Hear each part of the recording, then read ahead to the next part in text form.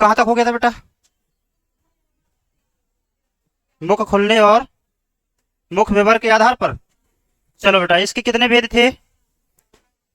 कौन कौन से चार? विवृत, समृत, अर्धविवृत और अर्धसम। पहला डाल लो बेटा, हेडिंग डालो नंबर 1। पहला कौन सा है? समृत्य सुर।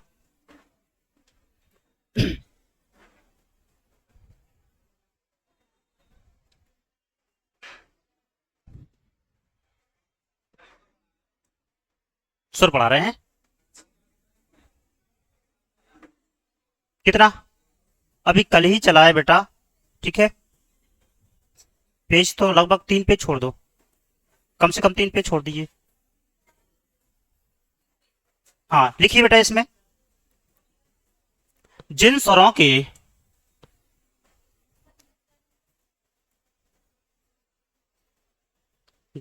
के उच्चारण में मुख बंद रहता है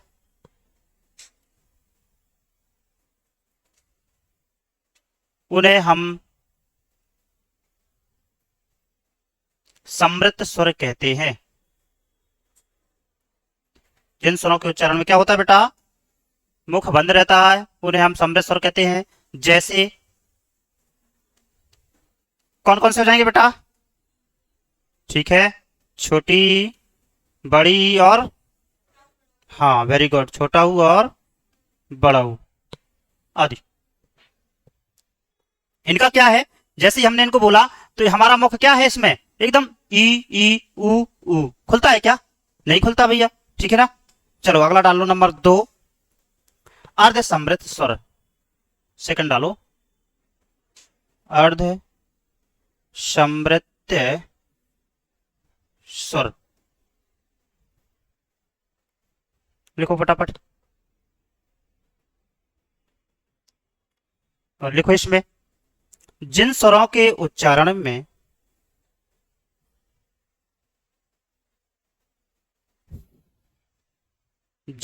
उच्चारण में उधर क्या हो रहा था? मुख एकदम बंद रहता था। इधर क्या होगा? जब नाम अर्ध है तो काम ही आधा ही होगा ना, ठीक है। जैसे ही हमने देखा कि अर्ध लगा हुआ है तो मतलब भैया उधर पूरा खुल रहा था, इधर क्या होगा? मुख सबसे अधिक, मुख क्या होगा इसमें? सबसे थोड़ा खुलेगा, आधा खुलेगा, ठीक है ना। तो देखो जिन इस अर्ध समृत में क्या होगा? आधा मुख खुलता है, मतलब थोड़ा सा मुख खुलता है, ना तो ज्यादा ना कम खुलेगा। जिन स्वरों के उच्चारण में आधा मुख खुलता है, जैसे कौन से हो जाएंगे बेटा? कौन से हो जाएंगे? ए ओ, बोलो जरा। ए ओ मतलब थोड़ा सा खुलेगा, ना तो कम ना ज्यादा बेटा, ठीक है। नंबर 3 डाल लो, विवृत स्वर। कौन से हो जाएंगे?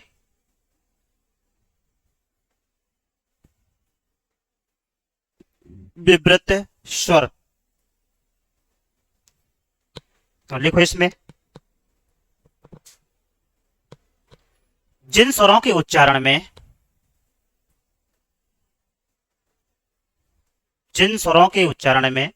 मुख सबसे अधिक खुलता है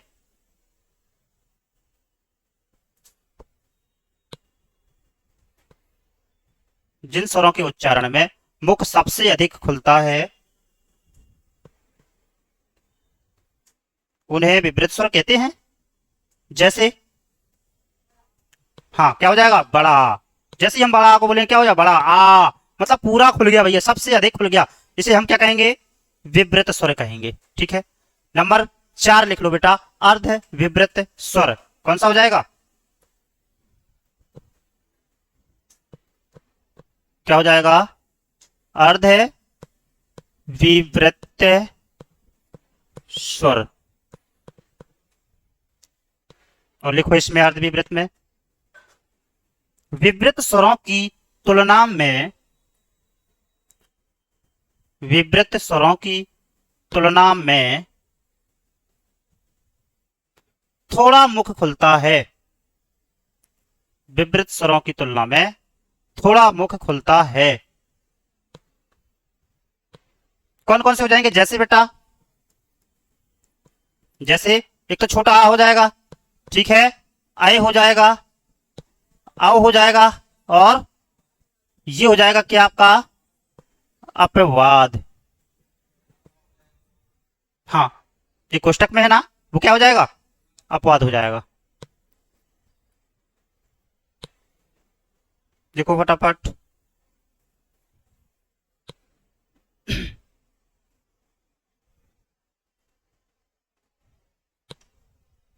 हो गया ये। क्या बेटा? इसमें ये था,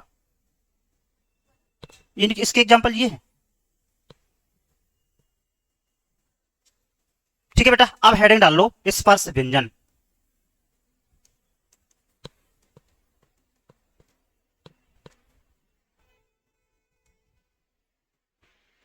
स्पर्श व्यंजन में लिखो, इनकी संख्या कितनी होती है? 25 होती है।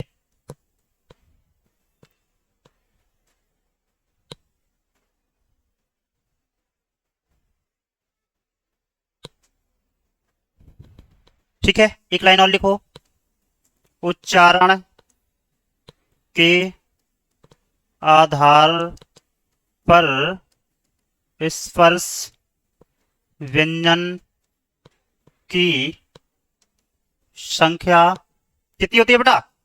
27 होती है। उच्चारण के आधार पर कितने हैं? 27 हैं, और लेखन के आधार पर कितने हैं? 25 हैं।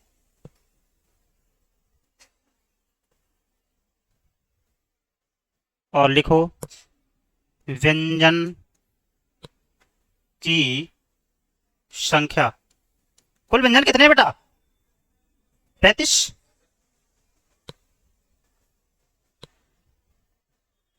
33 ही है कि ज्यादा कम है? हाँ, 33 ही है। ठीक है, अब 33 कौन कौन से हैं जरा तो देख लो। 25 प्लस है 4 प्लस है 4। अब 25 ये क्या है? स्पर्श है। ठीक है, ये क्या है? अंतस्थ है। ठीक है, और ये क्या है? हाँ, उसमें लिख लो बेटा।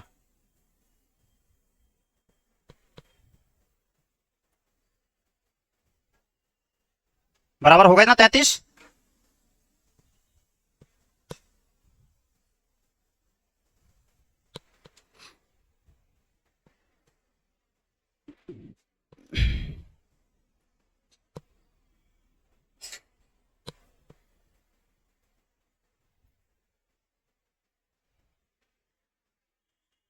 ठीक है, अब आगे चलते हैं। जो हमने 25 पढ़े ना, अब इनको क्रम से हम कर लेते हैं। ठीक है, तो पहला नंबर डालो बेटा, एक हेडिंग और डालो कंठीय, कंठीय व्यंजन, और इसमें लिखो भैया व्यंजन पढ़ रहे हैं, सुर चल रहा है कि व्यंजन चल रहा है? हाँ, तो भैया सुर कहां से आ जाएगा? सुर कल पढ़ चुके हैं। ठीक है, आप कल नहीं आए, इसलिए अब हम कुछ नहीं कर सकते। ठीक है, कंठी में लिखो, जिन वर्णों का उच्चारण, जिन वर्णों का उच्चारण करने पर, जिन वर्णों का उच्चारण करने पर जीभ का पिछला हिस्सा, जीभ का पिछला हिस्सा कंठ को छूता है, जीभ का पिछला हिस्सा कंठ को छूता है, जैसे, जैसे का, खा, गा, घा और अंगा। इनका उच्चारण जब करते हैं ना बेटा, तो हमारी जो ये ध्वनि है ना, जो जीभ का पिछला हिस्सा किसको छूता है? कंठ को छूता है। जैसे करो का, मतलब जीभ एकदम गले से, कंठ से ये शब्दों का उच्चारण होता है, खा, गा, घा, अंगा। ठीक है, उसी प्रकार से चा होगा, ये तालु से होता है, चा, छा, जा, झा, या। ठीक है, टा होगा, ये मूर्धा हो से होता है, टा, ठा, डा, ढा। पा होगा, पा कहां से होता है? ओष्ठ से होता है। पा फा बा, भैया बिना ओठ को, दोनों ओठों को पकड़ लो, फिर पा फा बा बोल के दिखा दो, जब जाने। नहीं बोल सकते हो ना, ठीक है। इसके बाद ता था, ठीक है, ता था दादा, ये दंती, हमारी जीभ बिना दांत के लगे बेटा, इसको हम क्या बोल ही नहीं सकते हैं, ठीक है। ये हो गया कंठी। नंबर 2 डाल लो, कौन सा होगा? हाँ, तालव्य हो जाएगा, तालव्य व्यंजन। और लिखो इसमें बेटा, जिन वर्णों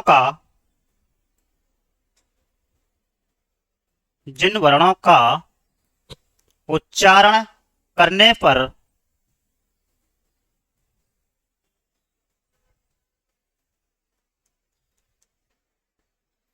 जीभ का मध्य भाग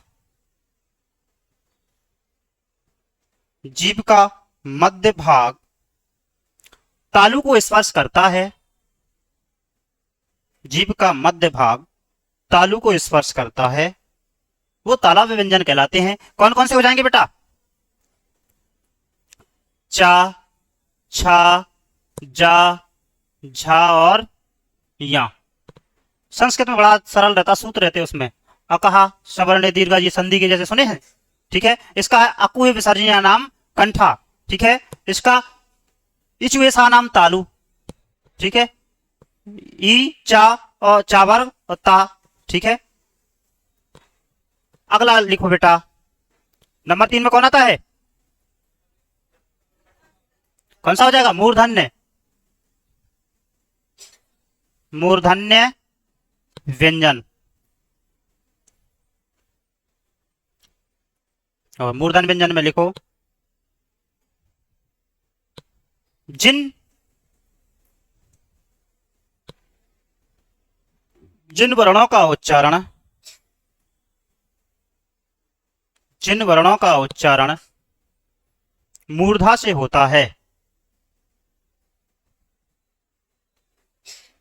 जैसे टा, ठा, डा, ढा, अणा।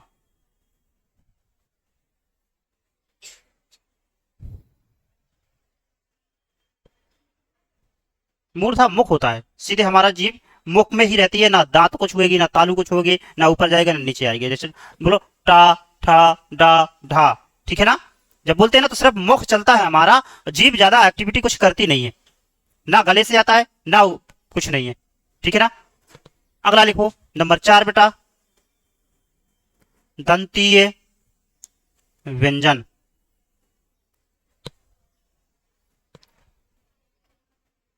दंतीय व्यंजन, और लिखो, जिन वर्णों का उच्चारण करने पर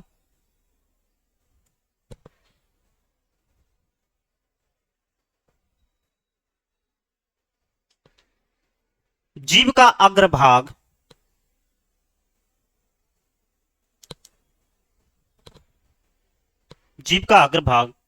ऊपर के दांतों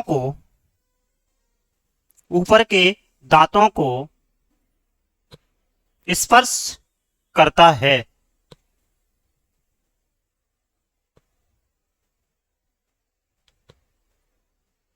इधर क्या होगा बेटा? दंती में ऐसे व्यंजन जिनका हम उच्चारण तो करेंगे तो हमारी जीभ कहां लगेगी? ऊपर के दांतों को, नीचे के भी नहीं लगेगी, ठीक है, सिर्फ ऊपर के। जैसे हम बोलेंगे क्या क्या, कौन कौन से बेटा? जैसे हो जाएगा ता, था, दा, धा और ना।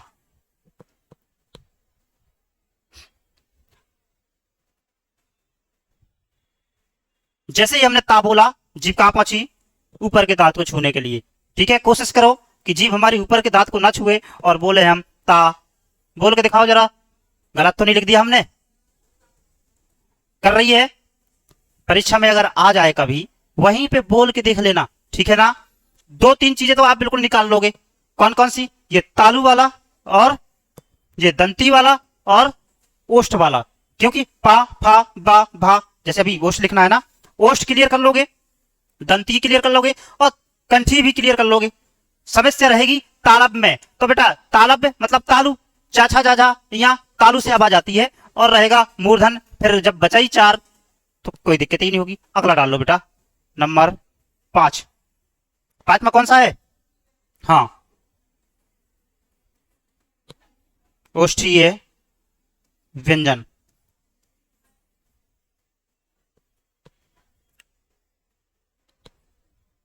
और लिखो बेटा, ओष्ठी में जिन वर्णों का उच्चारण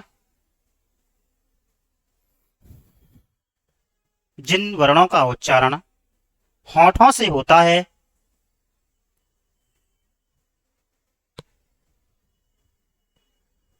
उन्हें ओष्ठीय व्यंजन कहते हैं। जैसे पा, फा, बा, भा, मा।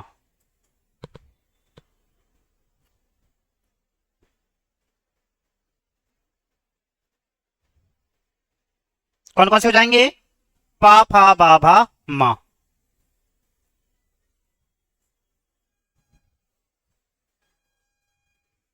ठीक है बेटा, देख लो एक बार। अगर शायद आपको आ जाए उच्चारण स्थान, क्या आ जाए कि भैया बताइए चा का उच्चारण स्थान क्या है, क्या लगाओगे?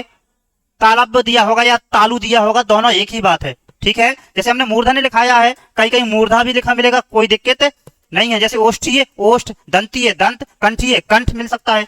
ठीक है, हाँ बेटा, मूर्धन्य मतलब मूर्धा, मुख है। ठीक है, तो ये मुख, मूर्धा का मतलब मुख होता है। ठीक है, तालब मतलब तलुआ बेटा, हमारा तलुआ होता है ना, जीभ के ऊपर होता है कि नीचे होता है? हाँ ऊपर होता है शायद, हाँ शायद का क्लियर है, हाँ ऊपर ही होता है। ठीक है, हाँ तो वो तलुआ है। ठीक है, हमारी जीभ वहां तालू में जाके लगती है ऊपर वाले हिस्से में। और ये कंठी है, ये डायरेक्ट बेटा हमारे कंठ से निकल के आते हैं, का, खा, गा, घा, अंगा, निकल के आ रहे कि नहीं आ रहे? मतलब कोई रुकावट नहीं है, सीधे ऊपर अंदर से आए कंठ से और बाहर आ गए। इधर ये तालू से था, ये मूर्धन से था, ये दंती था बेटा, हमारी जीभ कहाँ लग रही थी? ऊपर के दांतों में लग रही थी। ठीक है, और ये कौन सा है? ओष्ठी है, पा, फा, बा, भा। हमारे दोनों में जब तक होठ होठ से नहीं मिलेंगे, हम इन वर्णों का क्या नहीं कर पाएंगे? उच्चारण नहीं कर पाएंगे। क्लियर है? कर लेंगे। ठीक है, एक नोट डालो, एक नोट डालो बेटा, और नोट में लिखो प्रत्येक वर्ग का 5वां अक्षर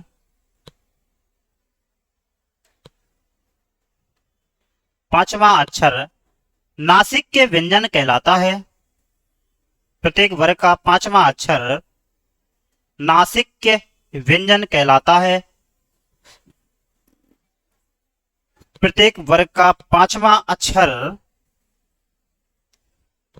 नासिक के व्यंजन कहलाता है। जैसे इधर देख लो बेटा, पहला, दूसरा, तीसरा, चौथा और 5वां, मतलब कि ये 5वां है तो प्रत्येक वर्ग का लास्ट ही 5वां होगा ना। ठीक है, ये क्या है? ये सब के सब क्या है बेटा? नासिक हैं। क्यों? ये लास्ट है पांचों के पांचों। अब इन पांचों का बेटा दो दो उच्चारण स्थान होते हैं। एक तो स्वयं का जिस वर्ग में आता है, मान लो का वर्ग में आता है तो का वर्ग इसका प्लस नास का। जैसे अब एक क्वेश्चन देख लो यहां पर, जैसे क्वेश्चन आ जाए बेटा, क्या आ जाए? या का उच्चारण स्थान बताओ। ठीक है, अब ऑप्शन में दे दे, ए में दे दे, क्या नहीं, ऑप्शन में दे दे आपको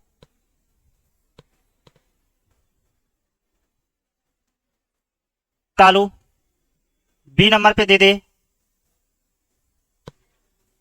मूर्धा, सी नंबर पे दे दे नासिक के, और डी नंबर पे दे दे ए प्लस सी। क्या लगाओगे बेटा? ए प्लस सी लग जाएगा, मतलब डी नंबर। क्यों लग जाएगा? क्योंकि जो पंचम अक्षर है ये 5वां अक्षर है ना। ठीक है, पहली बात तो ये तालु का हो जाएगा। ठीक है, क्योंकि तालु ही में आता है। ठीक है, चा छा जा झा यहां आ गया। ठीक, और फिर हमने नोट में लिखा कि भैया प्रत्येक वर्ग का 5वां अक्षर कैसा होता है? नासिक होता, मतलब नासिका से ही इसको बोला जाता है। ठीक है, तो नासिका भी हो गया, तो ये हो जाएगा हमारा सही आंसर। लिख लो बेटा इसको भी फटाफट।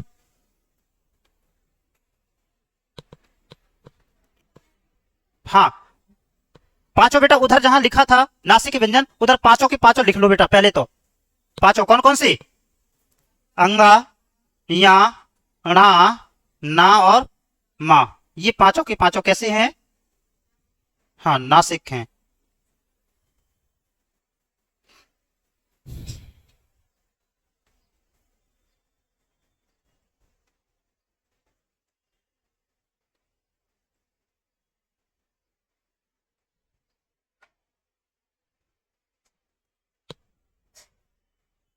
आगे चले जी।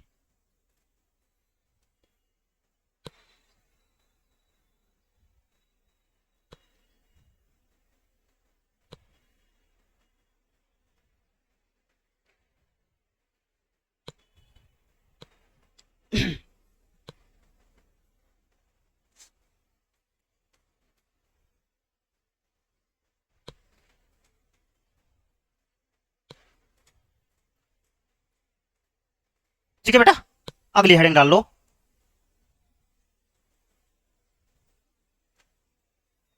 अंतःस्थ व्यंजन।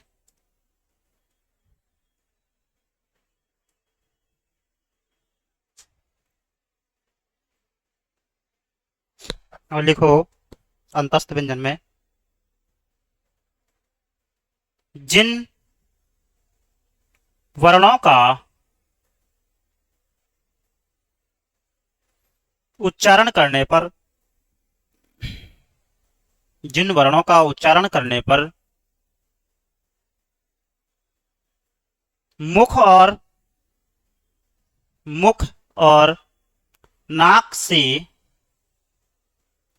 कम वायु, मुख और नाक से कम वायु बाहर निकले,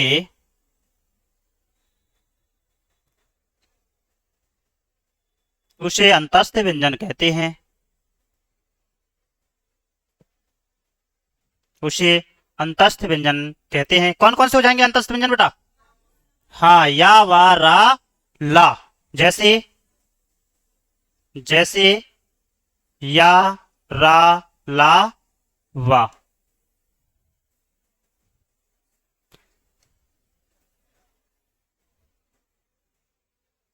क्या कह रही था परिभाषा कि भैया ऐसे वर्ण जिनके उच्चारण में क्या होगा बेटा? मुख और नासिका से क्या होगा? वायु कम निकलेगी। जरा जरा बोलो इनको। या, वा, रा, ला। मतलब ना तो नाक से वायु निकल रही है, ना मुख से भी ज्यादा निकल रही है। निकल रही है क्या? अरे जरा बोल के तो देख लो। सही है कि नहीं है? सही है। चलो अब डाल लो। अंतस्थ हो गया। अगला डालो उसमें व्यंजन।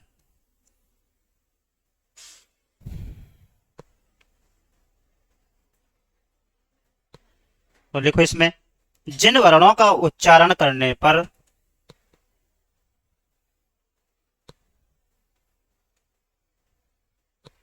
जिन वर्णों का उच्चारण करने पर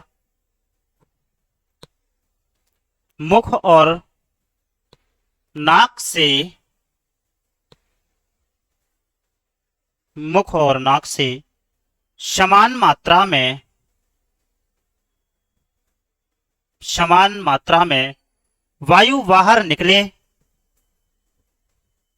वायु बाहर निकले, उसे ऊष्म व्यंजन कहते हैं। उसे ऊष्म व्यंजन कहते हैं।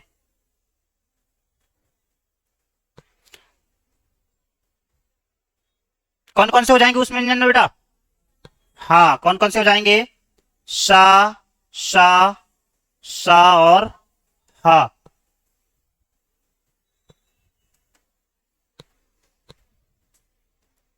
इनके उच्चारण में क्या होता है? वायु समान मात्रा में बाहर निकलती है। जैसे बोला हमने सा, शा, शा, हा। ठीक है। अगला डालो बेटा संयुक्त व्यंजन। संयुक्त व्यंजन। हाँ, अगली हेडिंग डालो।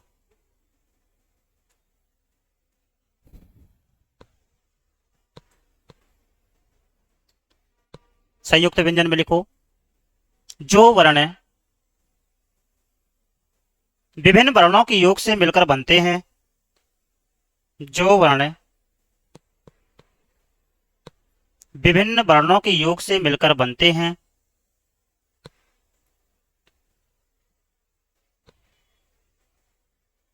उन्हें संयुक्त व्यंजन कहते हैं। जो वर्ण विभिन्न वर्णों के योग से बनते हैं उन्हें क्या कहते हैं बेटा? संयुक्त। नाम ही क्या है? संयुक्त। मान लो कोई कार्यक्रम करते हैं हम, तो क्या होता है? कहते भैया ये संयुक्त कार्यक्रम है, समाज का कार्यक्रम है। तो संयुक्त का मतलब भैया बहुत से लोग मिलकर के काम करते हैं, वही ये हमारे संयुक्त व्यंजन है। मतलब ये अकेले नहीं है, इनके साथ कुछ और मिला हुआ है, तो वो क्या कहलाएंगे? संयुक्त व्यंजन कहलाएंगे। जैसे जैसे कौन कौन से हैं बेटा? छा, त्रा, ज्ञा और स्रा। ठीक है। अब ये छा क्या मिलके बना है बेटा? पहली बात तो इसमें क्या मिला हुआ है? का प्लस है, क्या मिला हुआ है? सा। कौन सा सा? सा कौन सा? षटकोण वाला भैया। और सपेरा वाला कौन सा सा? मैंने बताया था इनको सा सटेला पता नहीं क्या क्या बोलते रहते हुए। ये कौन सा है? तालव्य है भैया। ठीक है। ये कौन सा है? मूर्धन्य है। ये कौन सा है? दंती है। ये बोलने थे, लेकिन आप लोग सुधरोगे नहीं। ठीक है ना? हाँ, आप वही सपेरा, षटकोण और शरीफा करते रहोगे, और जब परीक्षा में आ जाएगा क्या कि भैया इसका उच्चारण स्थान बताओ, फिर ढूंढोगे कि भैया पता ही नहीं है। अभी से सीख लो। इसलिए ये कौन सा है? तालव्य है। आप तुरंत वहां लगा दोगे तालव्य है। इसका सा का क्या है? मूर्धन्य है, तुरंत लगा दोगे। और सा का दंती लिख लो कहीं। तीनों चीजें बहुत पूछता है, यहीं पे आपको कंफ्यूज कर देगा। कहेगा भैया सा का पता नहीं क्या पूछेगा, और तीनों ऑप्शन रखेगा, दंती, ओष्ठ, मूर्धा। क्या करोगे? गड़बड़ा जाओगे। तो कौन सा सा आएगा इधर? कौन सा सा आएगा? हाँ, अब सही है, मूर्धन्य सा। अच्छा, मूर्धन्य सा में हलंत रहेगी कि नहीं रहेगी? नहीं रहेगी। तो शायद हम लगा दे हलंत, तो लगा दिया। हाँ, तो फिर इसमें कुछ और बढ़ा सकते हो ना। अब सही है। हाँ, ऐसा आ जाए अगर, तो ये भी सही है। और अगर ये ना हो तो इसमें हलंत नहीं रहेगी। इतना अंतर हो सकता है। तो ऑप्शन में हमें दोनों चीजें क्या करना है? हाँ, ठीक है। ता किससे मिला बेटा? त्रा। तो ता प्लस है रा। सही है। ठीक है। हलंत लगाओगे तो आ जाएगा। क्लियर। फिर ज्ञा किससे मिलकर बना है? बताओ जरा। जा प्लस है या, जा प्लस है या, स्रा। सा कौन सा सा? Very good. कौन सा हो जाएगा? तालव्य सा हो जाएगा। इसमें प्लस करके आ लगाते रहना बेटा। ठीक है। कभी आ जाए अगर संधि विच्छेद के लिए तो भी कर लोगे। रा हो जाएगा ना, और आ हो जाएगा। ये है संयुक्त व्यंजन। इसमें का भी मिला, सा भी मिला और आ भी मिला है। तीन तीन चीजें मिलकर के बना है भैया एक चीज। ठीक है। अच्छा, एक क्वेश्चन आता है कभी कभी, बहुत पूछा जाता है। क्या पूछता है? छा वर्ण के पहले कौन सा वर्ण आता है? ठीक है। अब ऑप्शन देख लो बेटा। ऑप्शन में हो जाएगा हा, ज्ञा, का और पा। कौन सा हो जाएगा? सी नंबर सही हो जाएगा। क्या हो जाएगा? ये हो जाएगा बेटा सही। ठीक है। अब हमें छोटा बड़ा नहीं पढ़ने हैं। क्या छोटा बड़ा या हा करके हम क्या लगा देंगे? हा को नहीं लगाना है। इससे पहले क्या आता है? क्योंकि पहले का आया, का में फिर सा मिला, फिर आ मिला, फिर बनाइए छा। इसलिए कहा गया छा के पहले क्या आ गया? तो भैया पहले तो का ही आया है ना। ठीक है। अगर का ना होता तो छा का निर्माण ही नहीं होता। समझ गए ना? इसलिए हमें ध्यान देना है। इस क्वेश्चन को भी तुरंत नोट डाउन कर लो, बहुत पूछा गया है परीक्षाओं में।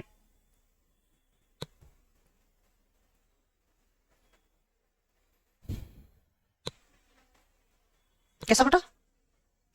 ये हलंत है, मतलब कि ये आ को अलग कर दिया इसने। ठीक है। हाँ, शुरू से नहीं पढ़ा का वर्णमाला, इसीलिए समस्या है। कल बताया था ना जब व्यंजन पढ़ रहे थे, स्वर पढ़ रहे थे।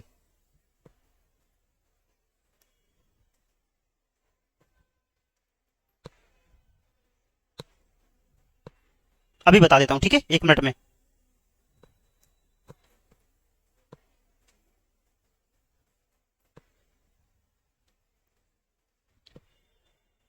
ठीक है बेटा, ठीक है, अगला हेडिंग डाल लो।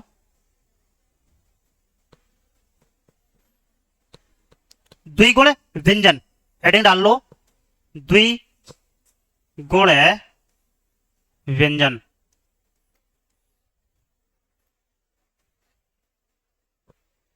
ठीक है, इसको हम कर लेंगे कल, जाएंगे नहीं, अभी सभी बैठे रहेंगे।